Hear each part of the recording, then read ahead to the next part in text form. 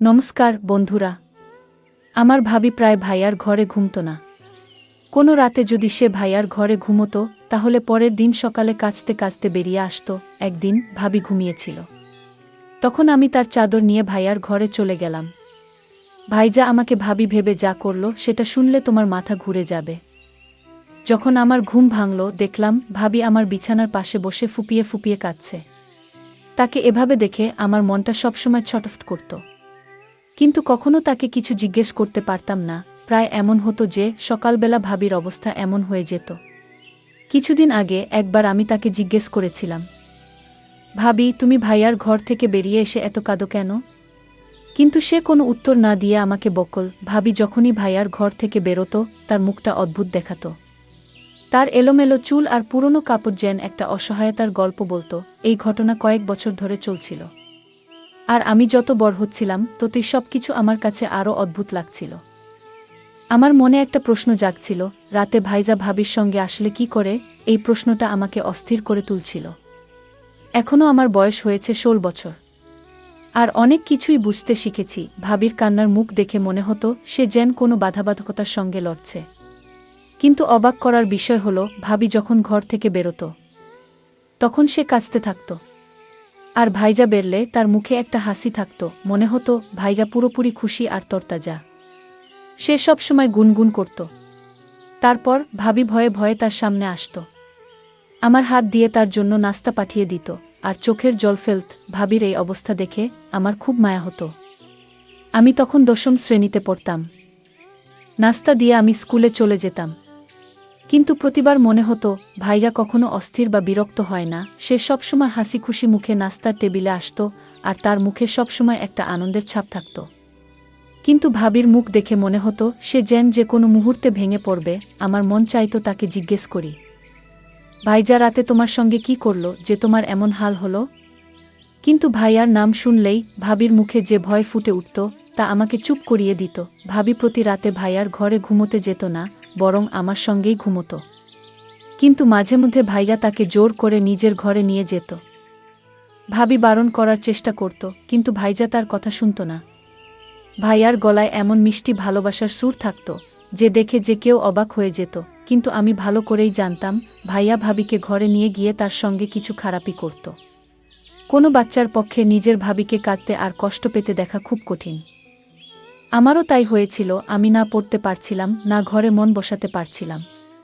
মন চাইতো যে কোনো উপায়ে ভাবিকে ভাইয়ার ঘরে যেতে না দিই, কিন্তু ভাইয়াকে বারণ করার সাহস আমার হতো না। ভাইজা আমার সামনে ভাবির সঙ্গে খুব ভালোবাসার ব্যবহার করত, কিন্তু ঘরের এই পরিবেশ আমাকে এতটাই ভেঙে দিয়েছিল যে আমি পরীক্ষায় খারাপভাবে ফেল করলাম। ভাবিকে আমি আমার রেজাল্ট বলিনি, কিন্তু আমার বন্ধু সালনি অবাক হয়ে গিয়েছিল, কারণ আমি পড়াশোনায় খুব ভালো ছিলাম। সে বারবার জিজ্ঞেস করতে লাগলো, তোর মন কোথায় ভেসে বেড়াচ্ছে? আমি তাকে ভাইজা আর ভাবির কথা খুলে বললাম। হঠাৎ সালনি বলল, তোর ভাইজা কি ইংরেজি সিনেমা দেখে না? তার চোখে একটা অদ্ভুত দৃষ্টি ছিল। আমি বুঝতে পারছিলাম না তার উদ্দেশ্য কি। সে কথা ঘোরালো। তারপর ভাবির চাচাতো মামা অর্জুনের কথা উঠল। সেদিন দুপুরে অর্জুন মামা আমাদের বাড়িতে এসেছিলেন। ভাবির সঙ্গে তার ছোটবেলা থেকেই গভীর বন্ধুত্ব ছিল। ভাবি বলতো তারা দুজনে ছোটবেলায় একসঙ্গে বড় হয়েছে। তারপর অর্জুন মামা দুবাই চলে যান আর ভাবির বিয়ে হয় ভাইয়ার সঙ্গে। ভাবির বিয়ের 15 বছর হয়ে গেছে, আর আমি তার একমাত্র নন্দ। কয়েক বছর আগে পর্যন্ত হয়তো সব ঠিকঠাক ছিল, নয়তো আমি ছোট ছিলাম, বুঝতে পারতাম না। কিন্তু গত কয়েক বছরে আমি ভাবির অবস্থা বুঝতে শুরু করেছি। আমি বুঝে গেছি আমার ভাইজা ভালো মানুষ নয়, আর সেই কারণেই ভাবি কষ্ট পাচ্ছে। এই ভাবনাটাই আমার মনে নিজের প্রতি একটা ঘৃণা জন্ম দিয়েছিল। অর্জুন মামা আর ভাবির বন্ধুত্ব খুব গভীর ছিল। তিনি 1 বছর আগে ভারতে ফিরে এসেছেন, আর প্রায়ই ভাবির সঙ্গে দেখা করতে আসতেন, কিন্তু ভাবি তার আশা পছন্দ করত না। হয়তো সে চাইতো না ভাইয়ার মনে কোনো সন্দেহ জাগুক। অর্জুন মামা চলে গেলে ভাবি প্রায়ই আমাকে বলতো, যদি ভাইজা জানতে পারে অর্জুন এসেছিল তাহলে বড় ঝামেলা হবে গো। আমি তাকে আশ্বাস দিতাম, ভাইয়া কি করে জানবে? ভাইয়ার আয় এত কম ছিল যে সংসার চালানোই কষ্টকর হয়ে যেত। ভাবি আর ভাইয়ার সম্পর্কের মধ্যে এমন কিছু ছিল যা ভাবি কখনো খোলাখুলি বলতে পারত না। এসব জানার পর আমার মনে হতো ভাইয়ার মতো এমন নিষ্ঠুর মানুষের সঙ্গে ভাবি কেন নিজের জীবন নষ্ট করছে। এক রাতে আমি আমার আর ভাবির বিছানা পাতলাম, আর তার সঙ্গে চোখ বন্ধ করে শুয়ে পড়লাম। কিছুক্ষণ পর ভাইজা আমার ঘরে এল। ভাবি তখন আমার পাশে শুয়েছিল। ভাইজা তাকে সঙ্গে যেতে বলল, কিন্তু ভাবি ভয়ে ভয়ে না বলল। আমি চোখ খুলিনি, তবে শুনতে চাইছিলাম ভাইজা ভাবিকে কি বলে। ভাবি বলল, আমি তোমার সঙ্গে যাব না, তুমি সব সময় এমনিই বল। আবারও সে বারণ করল, তোমার ঘুমানো উচিত, তোমার বোন এখন বড় হয়েছে কি। কিন্তু ভাইজা জোর করে তার হাত ধরে তাকে তুলে নিয়ে গেল। আমার মনে একটা অদ্ভুত অস্থিরতা শুরু হলো। ভাইয়া ভাবির সঙ্গে কি করছে? আর সালনির সেই ইংরেজি সিনেমার কথাটাও আমার মাথায় ঘুরতে লাগল। 2 ঘন্টা পরেও ভাবি ফিরল না। আমি পানি খেতে ঘর থেকে বেরিয়ে রান্নাঘরে গেলাম। কিছুক্ষণ পর ভাবি আমার পিছনে এলো। আমি গভীরভাবে তাকে দেখলাম। তার চুল এলোমেলো। আমি এটা দেখে চমকে গেলাম। ভাবি বুঝতে পারল আমি তাকে লক্ষ্য করছি, আর তার ফুপানোর আওয়াজ আমার কানে এল। আমার মন চাইছিল উঠে ভাবিকে সান্ত্বনা দিই, আর মনের সব প্রশ্ন, সব কথা জিজ্ঞেস করি। কিন্তু আমি চুপ করে রইলাম। পরদিন সকালে ভাইজা এমনভাবে তৈরি হয়ে ঘর থেকে বেরোলো যেন কোনো বড় মানুষ। তার আয় কম ছিল, তবু সে সবসময় খুশি থাকত আর হাসত। এমনভাবে তৈরি হয়ে বেরোতো যেন কোন ধনী লোক। আমি নিজেকে দেখলাম আর নিজের প্রতি ঘৃণা জন্মালো।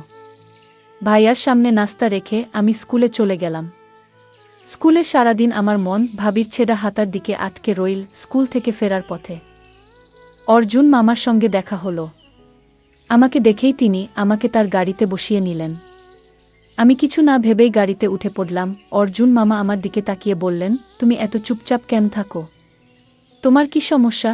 আমি সব কথা তাকে খুলে বললাম। আমার কথা শুনে তিনি বললেন, তুমি কি জানো না তোমার ভাই ভালো মানুষ নয়?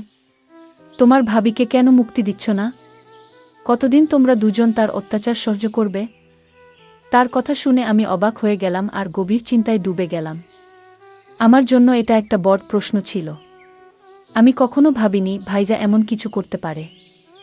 ভাইজা আমার সঙ্গে কখনো উঁচু গলায় কথা বলেনি, তাহলে তাকে নিষ্ঠুর বলব কি করে? আমি তো এটাও জানতাম না ভাইজা আর ভাবির মাঝে আসলে কি হচ্ছে। অর্জুন মামার কথা ভাবতে ভাবতে আমি অস্থির হয়ে গেলাম। তারপর তিনি আমাকে স্কুল থেকে বাড়ি নিয়ে এলেন, আর নিজেও ভিতরে ঢুকলেন। ভাবি আমাদের দেখে খুশি হলো, আর তাড়াতাড়ি আমাদের জন্য খাবার তৈরি করল। আমি খুব ক্লান্ত ছিলাম, তাই নিজের ঘরে চলে গেলাম। আর অর্জুন মামা ভাবির কাছে বসে গল্প করতে লাগলেন। আমার ঘুম আসছিল না। আমি শুধু তার কথাগুলো নিয়ে ভাবছিলাম। 3 দিন কেটে গেল। এই সময় ভাবি আমার সঙ্গে আমার ঘরে ঘুমোচ্ছিল। আমার কাছে থাকলে সে একদম নিশ্চিন্ত আর খুশি থাকত। ভাইয়ার আচরণ প্রতিদিনের মতোই ছিল, কিন্তু যখন সে ভাবিকে নিজের ঘরে নিয়ে যেত তখন আরও খুশি হতো। 4র্থ দিনে ভাইজা আবার ভাবিকে তার ঘরে ডাকল। আমি সারারাত অস্থির হয়ে এপাশ ওপাশ করলাম। সকালে ভাবি ভাইয়ার ঘর থেকে বেরিয়ে এল। তাকে ঠিকমতো হাঁটতেও কষ্ট হচ্ছিল। সে কোনমতে দাঁড়িয়েছিল। আমি জিজ্ঞেস করলাম, ভাবি তোমার পায়ে কি হয়েছে? সে হেসে বলল, ছোটখাট ব্যাপারে মন দিও না, মন দিয়ে পড়াশোনা করো। তোমার 10ম শ্রেণীর রেজাল্ট ভালো না হলে পরে আফসোস করবে। ভাবিকে নাস্তা দিয়ে আমি ভাইয়ার কাছে গেলাম। তাকে নাস্তা দিতে গিয়ে সে আমার পড়াশোনার কথা জিজ্ঞেস করল। ভাইয়ার কথায় এত ভালোবাসা ছিল যে আমি অবাক হয়ে গেলাম। ভাইয়া কোনোভাবেই কঠোর বা নিষ্ঠুর মনে হতো না, বরং ভাবির অবস্থা আর তার কষ্টের কথা শুনে আমি তাকে বোঝার চেষ্টা করতাম। একদিন যখন আমি ভাইয়াকে নাস্তা দিতে গেলাম, তিনি আমার পড়াশোনার কথা জিজ্ঞেস করতে লাগলেন। আমি ভাইয়াকে বললাম, ভাবি ছাড়া আমার ঘুম আসে না, তুমি প্লিজ রাতে ভাবিকে তোমার ঘরে ডাকো না আগে। আমার কথা শুনে ভাইজা হেসে উঠল আর খেতে শুরু করল। আমি ভাইজাকে খুব ভালোবাসতাম, কিন্তু সেদিন চুপচাপ স্কুলের জন্য বেরিয়ে পড়লাম। স্কুলে টিচার আমাদের বোঝালো, কখনো পুরো সত্যি না জেনে কোনো সিদ্ধান্ত নিও না। আধা সত্যি সবসময় বিপজ্জনক, এটা মানুষকে ধ্বংস করে দেয়। টিচারের এই কথা আমার মাথায় একটা নতুন জানালা খুলে দিল। আমি ঠিক করলাম ভাইয়ার পুরো সত্যিটা জানতেই হবে। তারপর ভাবিকে ভাইয়ার হাত থেকে মুক্ত করতে হবে। অর্জুন মামা আমাকে কথা দিয়েছিলেন যে কোনো সময় আমার পাশে থাকবেন। আমার ভাবি দেখতে আমার মতোই ছিল। আমার বয়স তখন 16, কিন্তু আমার চেহারা ভাবির মতোই লাগত। পরের রাতে আমি নিজে ভাবিকে ঘুমের ওষুধ খাইয়ে ঘুম পড়িয়ে দিলাম। তারপর তার চাদর গায়ে জড়িয়ে ভাইয়ার ঘরে চলে গেলাম। ভাইয়ার ঘরে একটা ছোট্ট বাল্ব জ্বলছিল। ভাইজা অন্ধকারে বসেছিল। আমি ঢুকতেই ভাইজা খুব খুশি হয়ে আমার দিকে তাকালো আর কাছে এল। আমার কাঁধে হাত রেখে আমাকে তার পাশে বসিয়ে দিল। ভাইয়ার পাশে বসে আমার শরীর কাঁপছিল। আমি জানতাম না এরপর কি হবে, তবে পুরো সত্যিটা জানতে চাইছিলাম। ভাইয়া ভালোবাসা ভরা গলায় বলল, তুমি আমার থেকে এত দূরে চলে গেলে কেন? আমাকে জোর করে তোমাকে ঘরে ডাকতে হয়। আমি মানি আমার বোন এখন বড় হচ্ছে, তবু সে এখনো অনেক ছোটই। তারপর গম্ভীর হয়ে বলল, সুনিতা, আমি তোমাকে বলে দিই, ওই লোকটা ঠিক নয়। তার মন ভালো না। আগেও একবার সে তোমাকে নষ্ট করার চেষ্টা করেছিল। আর এখন আমাদের ঘরে একটা বড় মেয়েও আছে। তাই আমি সবসময় সতর্ক থাকি গো। আমি ভাবি না আমি তাদের মেয়ে। ভাইজা আস্তে আস্তে আমার চুলে হাত বুলিয়ে দিচ্ছিল। কিছুক্ষণ পর তার ঘুম এসে গেল। ভাইজা আমার পাশে শুয়ে গভীর ঘুমে ডুবে গেল। আমি চুপচাপ উঠে ঘর থেকে বেরিয়ে এলাম। ভাইজা এমন কিছু করেনি যাতে আমার অস্বস্তি হয়, তাই অর্জুন মামা আর ভাবি সম্পর্কে আমার মনে অনেক প্রশ্ন জেগে উঠল। পরের দিন সকালে ভাইয়া রোজকার মতোই ছিল। তার আচরণে কোনো বদল দেখলাম না। স্কুল থেকে ফিরে দেখি বাড়ির বাইরে অর্জুন মামার গাড়ি দাঁড়িয়ে আছে। সাধারণত আমি দূর থেকে সালাম করে ঘরে ঢুকতাম, কিন্তু আজ চুপিসারে ঢুকে গেলাম। ভাবি আর অর্জুন মামা আমার ঘরে বসে কথা বলছিল। আমি আসার কথা তারা টের পায়নি। যা শুনলাম তাতে আমার হুঁশ উড়ে গেল। আমি কল্পনাও করতে পারিনি যে সত্যিটা জানতে আমি এতটা উৎসুক ছিলাম সেটা এত ভয়ঙ্কর হবে। ভাবি বলছিল আমার ননদ নিজেই নিজের বিরুদ্ধে দাঁড়িয়ে যাবে। বুদ্ধু ভাইজা আমাকে জোর করে এই সম্পর্কে আটকে রেখেছে। আমি এখন মুক্তি চাই। সে আমাকে ঘরে নিয়ে যায়, কথা বলতে বলতে ঘুমিয়ে পড়ে, কিন্তু আমি বেরোতে গেলেই নিজের সাহস হারিয়ে ফেলি। আমি গুড্ডির মনে ভালো করে বসিয়ে দিয়েছি যে তার ভাই আমার উপর অত্যাচার করে। একদিন তো আমি নিজেই আমার জামার হাতা ছিঁড়ে ফেলেছিলাম। আমি চাই যখন বুদ্ধর কাছে মুক্তির কথা বলবো, তখন আমার ননদ আমার পাশে থাকুক। আমাকে গুড্ডিকে ছেড়ে তার বাড়ি থেকে বেরোতে হবে। গুড্ডি তো সবাইকে আমার নির্দোষতা আর তার ভাইয়ের জুলুমের গল্প শোনাবেই, তারপর আমি তাকে নিয়ে তোমার জীবনে যোগ দেব। অর্জুন মামা হেসে বললেন, গুড্ডিকে বলেছি, যখনই তার আমার সাহায্য লাগবে আমি তার পাশে থাকব। আগেও একবার তো আমি মাঝপথে তাকে ছেড়ে চলে গিয়েছিলাম, তখন আমার স্বামী আমাকে ক্ষমা করে নিয়েছিল তো। অর্জুন মামা ভাবির হাত ধরে বললেন, আমি তার জন্য খুব লজ্জিত। বাধ্য হয়ে তোমার হাত ছেড়েছিলাম, কারণ আমার পরিবার এটা মানতে চায়নি যে আমি একজন বিবাহিত মহিলার সঙ্গে সম্পর্ক রাখি। কিন্তু এখন আমাকে আটকানোর কেউ নেই। আমি পুরো মন দিয়ে তোমাকে আর তোমার নন্দকে আমার করে নেব। তবে গুড্ডির কোনোভাবেই জানা চলবে না তার আসল ভাই কে।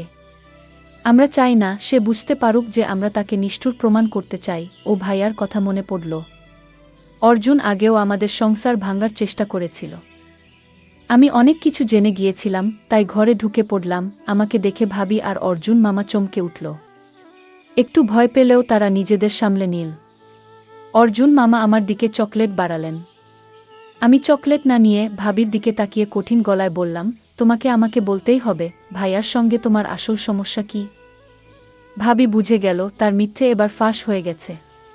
তাই কোনো ধাকাধাকি না করে সব সত্যি খুলে বলল। ভাবি জানালো, বিয়ের আগে সে অর্জুন মামার সঙ্গে প্রেম করত। কিন্তু অর্জুন মামা তার সঙ্গে বিয়ে না করে দুবাই গিয়ে চাকরি বেছে নিয়েছিল। ভাবির মনে তার প্রতি ভালোবাসা রয়ে গিয়েছিল। তার বাড়ির লোকেরা ভাইয়াকে তার জন্য পছন্দ করেছিল। ভাইয়া বয়সে 10 বছরের বড়, আর গায়ের রং কালো, আর ভাবি ছিল সুন্দরী। বাড়ির ইচ্ছে ভাইয়ার সঙ্গে তার বিয়ে হয়। ভাবি বিয়ে করলেও ভাইয়াকে মন থেকে মেনে নিতে পারেনি। এই সম্পর্ক তার কাছে একটা বোঝা হয়ে গিয়েছিল। তবু সে যেভাবে পারছিল চালিয়ে যাচ্ছিল। বিয়ের 1 বছর পর আমি তাদের জীবনে এলাম। ভাবির বিয়ের 8 বছর পর অর্জুন মামা দুবাই থেকে কিছুদিনের জন্য ফিরলেন।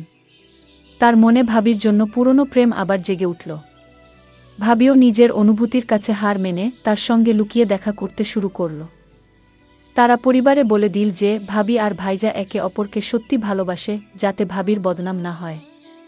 ভাইয়া যখন ভাবির পাশে দাঁড়ালো তখন পরিবার চুপ হয়ে গেল।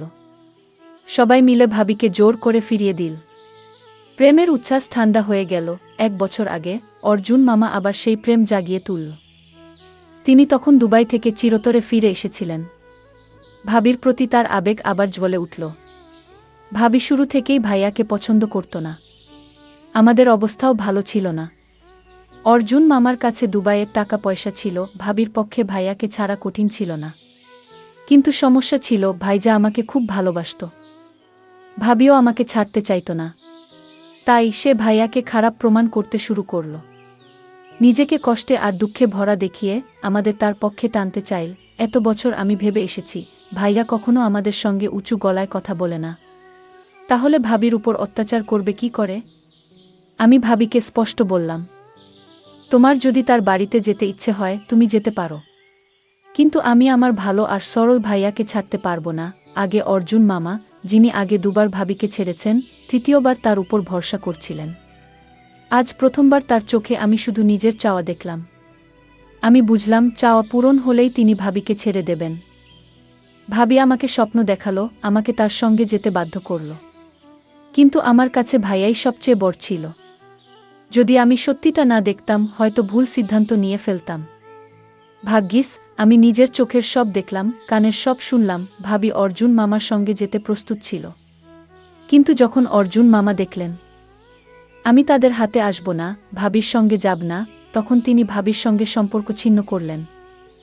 ভাবি জানতে পারল অর্জুন মামা তার জন্য নয়, আমার জন্যই বাড়িতে আসত। তখন সে অবাক আর রাগে ফেটে পড়ল।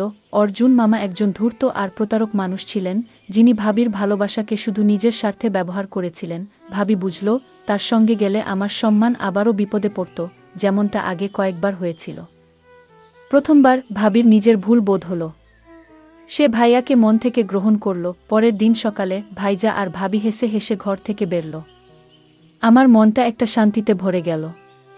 কখনো কখনো ভালোবাসার নামে আমরা এমন বড় ধোঁকা খেয়ে যাই যে মুখ দেখানোর জায়গা থাকে না।